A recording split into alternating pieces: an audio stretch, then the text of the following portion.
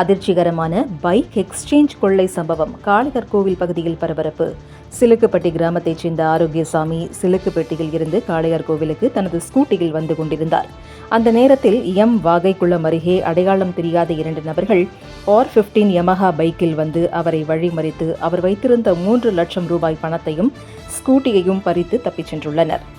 ஆனால் அந்த கொள்ளையர்கள் தாங்கள் ஓட்டி வந்த R15 பைக்கை அங்கேயே விட்டுவிட்டு சென்றுள்ளனர். கொள்ளையர்களின் பைக்கை வேறு வழியின்றி ஓட்டி ஆரோக்கியசாமி காவல் நிலையத்திற்கு சென்றுள்ளார். போலீசார் அந்த பைக்கை பரிசோதித்த போது அதில் எந்த நம்பர் பிளேட்டும் இல்லை. மேலும் அது திருட்டு பைக் என தெரிய வந்துள்ளது. இதனால் கொள்ளையர்கள் ஸ்கூட்டிக்கு பதில் பைக்கை மாற்றி தப்பிய சம்பவம் காவல்துறையினரையும் குழப்பத்தில் ஆழ்த்தியுள்ளது.